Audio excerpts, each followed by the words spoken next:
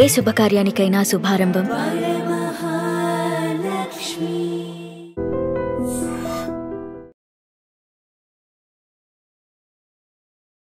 నమస్తే, welcome to I dream talking point with Kavitha. Pakistan విషయంలో మన రక్షణ శాఖ మంత్రి రాజ్నాథ్ సింగ్ ఈ మధ్యన సంచలనమైనటువంటి కీలక వ్యాఖ్యలు చేస్తున్నారు. గతంలో ఆపరేషన్ సింధూర్ని మేము ఎప్పుడైనా రీలాంచ్ చేస్తాము, ఆపరేషన్ సింధూర్ 2.0 రెడీగా ఉంది అనేటువంటి మాటలు చెప్పినటువంటి రాజ్నాథ్ సింగ్ ఆ తర్వాత పాక్ ఆక్యుపైడ్ కాశ్మీర్, పాక్ ఆక్రమిత కాశ్మీర్ మీద ఎలాంటి దాడులు యుద్ధాలు లేకుండానే దాన్ని భారతదేశంలో మేము కలిపేసుకుంటాం అనేటువంటి వ్యాఖ్యలు చేసినటువంటి రాజ్నాథ్ సింగ్ నిన్న మరో కీలకమైనటువంటి వ్యాఖ్య చేశారు.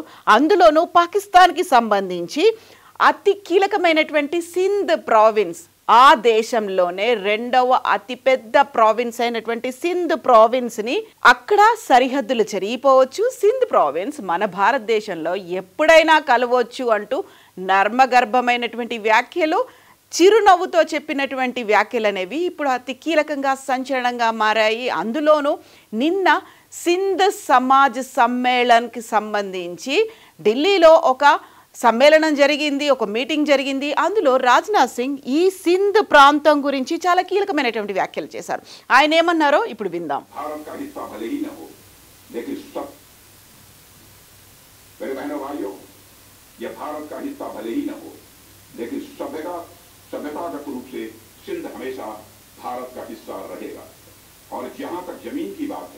तो बॉर्डर तो बदल सकते हैं, क्या पता कल को सिंध भारत में फिर से वापस आए. సో ఇప్పుడు మనం నాగరికత అనేది సింధుతో ఎప్పటికీ ముడిపడి ఉంటుంది. సింధ్ అనేది ఇప్పుడు భారతదేశంలో లేకపోయి ఉండవచ్చు, కాకపోతే రేపొద్దున ఏం జరుగుతుందో ఎవరికి తెలుసు, మన బార్డర్స్ అన్నీ కలిసిపోవచ్చు, సింధ్ మనతో పాటుగా ఉండిపోవచ్చు అనేటువంటి వ్యాఖ్యలు అనేవి సరిహద్దులు ఎప్పటికైనా మారుతాయి అని చెప్పడం అనేది నిజంగా అక్కడ ఏం జరుగుతోందండి. సింధ్కి సంబంధించి సింధులోయ అక్కడ ప్రాంత ప్రజలు కూడా సపరేట్ సింధ్ దేశ్ కావాలనేది కోరుకుంటున్నారు. ఎలా అయితే బలూచిస్తాన్లో వేర్పాటువాదం ఉందో సింధులో కూడా అలాగే శాంతిపూర్వకంగానే శాంతియుతంగానే నిరసనలు ఆందోళనలు కూడా జరిగాయి. సపరేట్గా మాకు సింధ్ దేశం కావాలి అనేటువంటి వాదన. ఇప్పుడు సడన్గా రాజ్నాథ్ సింగ్ ఆ వ్యాఖ్యలు చేయడం వెనకాల, గతంలో కూడా బలూచిస్తాన్ వెనకాల భారతదేశం ఉంది అన్నట్టుగా ఇప్పుడు రాజ్నాథ్ సింగ్ చేసినటువంటి వ్యాఖ్యల మీద కూడా పాకిస్తాన్ యాక్చువల్గా మండిపడుతోంది. వేర్పాటువాదంతో పాటుగా ఒక సామ్రాజ్యవాదాన్ని, హిందుత్వవాదాన్ని ప్రోత్సహించేలా ఉంది అంటూ దాన్ని ఖండిస్తోంది. యాక్చువల్గా ఈ మాటలు చెప్పడానికి కూడా ప్రధానమైనటువంటి కారణం బీజేపీ సీనియర్ మోస్ట్ లీడర్ అయినటువంటి ఎల్కే అద్వానీ కూడా సింధ్ ప్రాంతానికి చెందినవారే. ఆ తర్వాత 1947లో దేశ విభజన జరిగినప్పుడు మెజారిటీ హిందువులు అక్కడి నుంచి భారతదేశానికి వచ్చారు. అలా వచ్చిన వారిలో ఎల్కే అద్వానీ కూడా ఉన్నారు. ఎల్కే అద్వానీ తన బుక్లో సింధు గురించి ఒక ప్రామినెంట్గా మెన్షన్ చేశారు అనేటువంటి మాటని సింధ్ సమాజ్ సమ్మేళనంలో రాజ్నాథ్ సింగ్ చెప్పారు. 1947లో భారత్ పాకిస్తాన్ నుంచి విడిపోయినటువంటి ఆ ప్రాంతానికి సంబంధించి ఆయన తన బుక్లో రాశారు అనేటువంటి సింధ్ ప్రావిన్స్ ప్రస్తావన గురించి చెప్పారు. ఇండస్ నది అంటే దాన్నే సింధు నదిగా మనం భావిస్తూ ఉంటాము. ఇండస్ నదిని హిందువులు పరమ పవిత్రమైనటువంటి నదిగా భావిస్తుంటారు. సింధులోని చాలామంది ముస్లింలు కూడా ఈ నీటిని పవిత్రంగా భావిస్తూ ఉంటారు. మక్కాలో ఉన్నటువంటి ఈ జంజాన్ నదితో ఈ నదిని పోలుస్తూ ఉంటారు అనేటువంటి వ్యాఖ్యల్ని రాజ్నాథ్ సింగ్ చేశారు. దాంతోపాటుగా ఇదే మెన్షన్ని ఈ జంజాన్ నదితో పోలుస్తున్నటువంటి దీన్ని ఎల్కే అద్వానీ తన పుస్తకంలో రాసుకున్నారు అనే మాటతో పాటుగా ఈరోజు సింధ్ ప్రాంతం మన దగ్గర లేకపోవచ్చు, భారత్లో భాగం కాకపోయి ఉండవచ్చు, కానీ నాగరికత ప్రకారం సింధ్ ఎప్పటికీ భారతదేశంలోని భాగమే. సరిహద్దులు మారుతాయి, ఎవరికి తెలుసు, రేపు సింధ్ మళ్ళీ భారత్లో కలవవచ్చు. ఇండస్ నదిని పరమ పవిత్రంగా కాపాడుతూ వస్తున్నటువంటి సింధులోని ప్రజలు ఎప్పటికీ మా వాళ్లే, మన వాళ్లే. మనం ఎక్కడున్నా, వారు ఎక్కడున్నప్పటికీ మనము వాళ్ళంతా ఒకటే అనేటువంటి వ్యాఖ్యల్ని రాజ్నాథ్ సింగ్ చేశారు. కరెక్ట్గా ఇది నిన్న చేసినటువంటి వ్యాఖ్య సెప్టెంబర్ 22న కూడా మొరాకోలో జరిగినటువంటి ఇండియన్ కమ్యూనిటీ సెంటర్లో ఏర్పాటైనటువంటి సమావేశంలో కూడా రాజ్నాథ్ సింగ్ ఇంకో కీలకమైనటువంటి వ్యాఖ్య చేశారు. అది పాక్ ఆక్రమిత కాశ్మీర్, పాక్ ఆక్యుపైడ్ కాశ్మీర్కి సంబంధించి భారతదేశం దాన్ని ఎలాగైనా స్వాధీనం చేసుకుంటుంది, దానికి యుద్ధాలు కానీ దాడులు కానీ ఉండకపోవచ్చు అనేటువంటి ఒక ధీమాని వ్యక్తం చేశారు. పీఓకే లేని ప్రజలు స్వాతంత్ర్యం కోసం డిమాండ్ చేస్తున్నారు. పీఓకే ఎప్పటికీ మనదే. ఆపరేషన్ సింధూర్ సమయంలో పీఓకే లేని ఇన్ఫ్రాస్ట్రక్చర్ని ధ్వంసం చేశాము, అదే సమయంలో పీఓకేను భారత్లో చేర్చుకోవాలి అనేటువంటి డిమాండ్ అప్పుడు వచ్చింది. సో ఒకవైపు బెలూచిస్తాన్, మరోవైపు సింధుతో పాటుగా పాక్ ఆక్రమిత కశ్మీర్ గురించి కీలకమైనటువంటి వ్యాఖ్యలు చేస్తున్నటువంటి రాజ్నాథ్ సింగ్ మీద అయితే ఇప్పుడు పాకిస్తాన్ మండిపడుతోంది. అందులో కూడా రాజ్నాథ్ సింగ్ చేసినటువంటి వ్యాఖ్యలు హిందుత్వ విస్తరణ వాదాన్ని ప్రతిబింబిస్తాయి అనేటువంటి మాటని పాకిస్తాన్ చెప్తోంది. భారత్ ఇలాంటి విషయాలపై కాకుండా ఇతర అంశాలపై దృష్టి సారిస్తే బాగుంటుంది అనేటువంటి మాటని పాకిస్తాన్ విదేశాంగ మంత్రిత్వ శాఖ తన ట్విట్టర్ ఖాతాలో ఈ విషయాన్ని ఖండిస్తున్నట్టుగా ఒక ప్రెస్ నోట్ను కూడా రిలీజ్ చేసింది. సింధ్ ప్రాంత ప్రజలు భారత్లోకి తిరిగి రావచ్చు, సరిహద్దులు మారవచ్చు అని చేసినటువంటి వ్యాఖ్యలు హిందుత్వ విస్తరణ వాదాన్ని ప్రతిబింబిస్తాయి. అంతర్జాతీయ చట్టం ద్వారా గుర్తించిన సరిహద్దుల సమగ్రత, రాష్ట్రాల సార్వభౌమత్వాన్ని ఉల్లంఘించినట్లు అవుతుంది.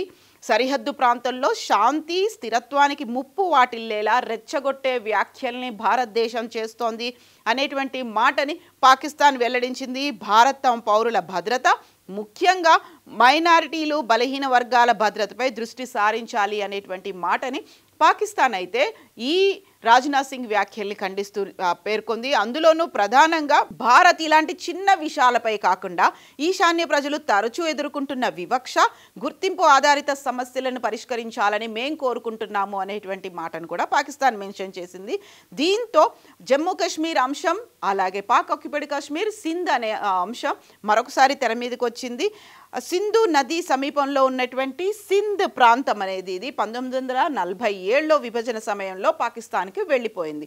ఆ తర్వాత అక్కడ అది అత్యంత సుదీర్ఘమైనటువంటి ప్రాంతంగా ఉంది. అందులోనూ సింధ్ అనేది పాకిస్తాన్లో ఆగ్నేయ భాగంలో ఉన్నటువంటి ఒక ముఖ్యమైనటువంటి ప్రావిన్స్. ఇది భూభాగం పరంగా ఇది పాకిస్తాన్లోనే 3వ అతిపెద్ద ప్రావిన్స్. అయితే జనాభా పరంగా చూస్తే 2వ అతిపెద్ద ప్రావిన్స్. సింధు మన నాగరికత గురించి చెప్పుకుంటుంటాము, అది ఈ సింధు నది లోయ వెంబడి వెల్లువిరిసినటువంటి నాగరికత. ఆ నాగరికత గురించే ఇప్పుడు రాజ్నాథ్ సింగ్ మాట్లాడారు. గుజరాత్తో పాటుగా రాజస్థాన్ రాష్ట్రాలకు సంబంధించినటువంటి సరిహద్దుల్ని సింధ్ ప్రాంతం భారతదేశంలో ఉన్నటువంటి గుజరాత్ అండ్ రాజస్థాన్తో షేర్ చేసుకుంటుంది. ఆ బౌండరీస్ చెరిగిపోతాయి అనేటువంటి మాటని రాజ్నాథ్ సింగ్ అయితే చెప్పారు. ఇక సింధ్కి సంబంధించి పాకిస్తాన్లో అతిపెద్ద ఆర్థిక కేంద్రం, మరి అత్యధిక జనాభా కలిగినటువంటి నగరం. ఈ ప్రావిన్స్ లో 55.24 మిలియన్ల జనాభా అనేది ఉంది. అందులో 2025 నాటికి 95.7 మిలియన్ల జనాభాకు చేరుకుంటుంది. ఇందులో పర్టికులర్గా దాదాపు ముస్లింలే మెజారిటీ ఉన్నప్పటికీ కూడా 8.9% హిందువులు అతిపెద్ద సమాజంగా అక్కడ కనిపిస్తూ ఉన్నారు. ఈ నేపథ్యంలోనే సింధ్ పశ్చిమ మరియు వాయువ్య దిశలో బలూచిస్తాన్ ప్రావిన్స్తో, ఉత్తరాన పంజాబ్ ప్రావిన్స్తో కలిసి ఉంది.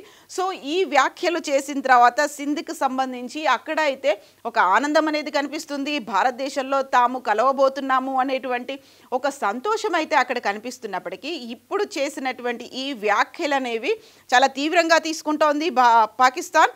అందులో ప్రముఖంగా అద్వానీ, సింధ్ ప్రాంతానికి చెందినటువంటి అద్వానీ తను రాసినటువంటి పుస్తకం గురించి మెన్షన్ చేయడం, అందులో కూడా చాలా చిరునవ్వుతో నర్మగర్భంగా రాజ్నాథ్ సింగ్ చేసినటువంటి వ్యాఖ్యలు భవిష్యత్తుని ఏమైనా సూచిస్తున్నాయా? అక్కడ ఉన్నటువంటి ఇప్పటిదాకా బలూచిస్తాన్కి మనమే మద్దతు ప్రకటిస్తున్నాము, లేకుంటే ఢిల్లీ కేంద్రంగానే బలూచిస్తాన్లో తమ మీద దాడి జరుగుతోంది అని చెప్పినటువంటి పాకిస్తాన్ ఇప్పుడు సింధ్కి సంబంధించి కూడా ఇదే సింధ్ ప్రాంతంలో గతంలో న్యూక్లియర్ టెస్టులు జరుగుతున్నాయి అనేటువంటి మాటని అంతర్జాతీయ సమాజం దృష్టికి తీసుకెళ్లారు. అక్కడ సింధ్ దేశ్ కావాలి అంటూ పోరాడుతున్నటువంటి ఆందోళనకారులు, అక్కడ ఉన్నటువంటి ఎన్జిఓలు, ఆ తర్వాత అక్కడ ఉన్నటువంటి పర్యావరణ నిపుణులు మమ్మల్ని అక్కడికి సింధ్ ప్రావిన్స్ దగ్గరికి కూడా రానివ్వట్లేదు. ఎక్కడైతే అక్కడ పరీక్షలు జరుగుతున్నాయో ఆ ప్రాంతంకి మీరు రండి, ఒక ఇండిపెండెంట్ బాడీగా వచ్చి అక్కడ తనిఖీలు చేపట్టండి, ఇన్వెస్టిగేషన్ చేయండి అంటూ అదే సింధ్ ప్రాంత ప్రజలు కూడా భారతదేశంతో పాటుగా అంతర్జాతీయ సమాజాన్ని కూడా అక్కడికి ఇన్వైట్ చేశారు. ఇప్పుడు రాజ్నాథ్ సింగ్ చేస్తున్నటువంటి ఈ వ్యాఖ్య అనేది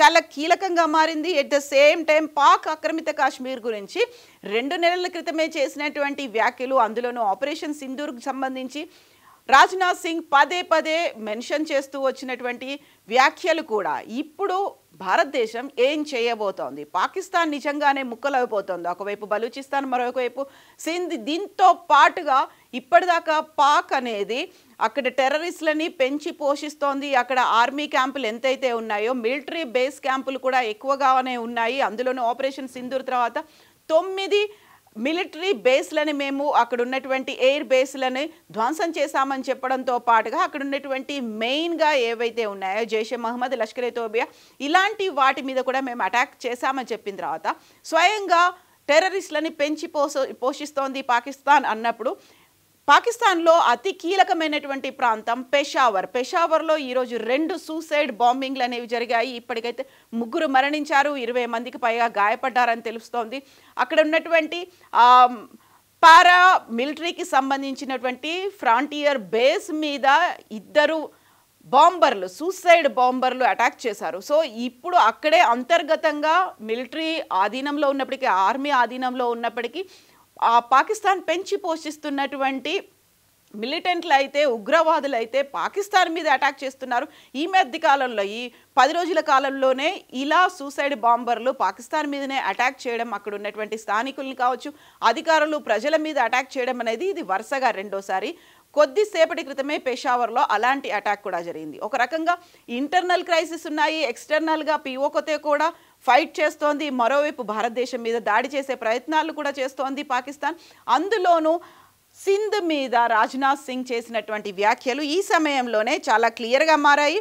అందులో మొరాకోలో జరిగినటువంటి మీటింగ్లో సెప్టెంబర్ 22న పిఓకే గురించి రాజ్నాథ్ సింగ్ మాట్లాడినటువంటి మాటలు, పిఓకే ప్రజలు భారత్లో కలిసేందుకు ముందుకు రావాలని ఒక సందర్భంలో ఆయన చెప్పారు. పాకిస్తాన్ మాదిరిగా తాము వారిని విదేశీయుల్లా కాకుండా సొంత మనుషుల్లాగానే పరిగణిస్తున్నాము అనే మాట. పాక్ ఆక్యుపైడ్ కాశ్మీర్ ఎప్పటికైనా మన సొంతం అవుతుంది, దానికోసం దాడులు, యుద్ధాలు చేయాల్సినటువంటి అవసరం లేదు, దానంతట అదే తిరిగి భారత్లో చేరుతుంది అనేటువంటి మాట. సో ఎక్కడా కూడా ఇక్కడ యుద్ధానికి సంబంధించి కావచ్చు ఏది మాట్లాడకుండానే సైలెంట్గానే అటు సింధుతో పాటుగా పిఓకే కూడా మనలోనే కలిసిపోతోంది అనేటువంటి మాటలు.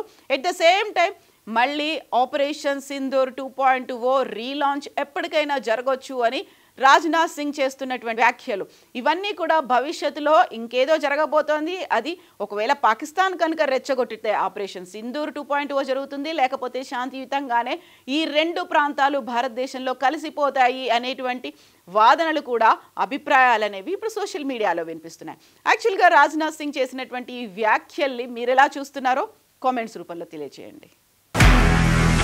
నిజంగా ప్రస్తుతం ఉన్నటువంటి సమాజం దేనికి ప్రయారిటీ ఇస్తుంది? ఆర్థిక సంబంధాల చుట్టూ మాత్రమే తిరుగుతుంది. మళ్ళీ ఎన్నికలంగానే చాలా విరక్తి కలుగుతాను. మంచి అనిపిస్తుంది కదా, లేడీస్ కూడా ఛాలెంజింగ్ జాబ్స్ చేసినప్పుడు చాలా బాగుంటది. ట్రాఫిక్ అసిస్టెంట్స్ గా నియమించిన ట్రాన్స్జెండర్స్ అందరితో సాల్యూట్ చేయించుకుంటున్నారు. ఫుడ్ డెలివరీ ఇవ్వటానికి వెళ్ళినటువంటి డెలివరీ బాయ్ అనిల్ పై కళ్ళ ముందు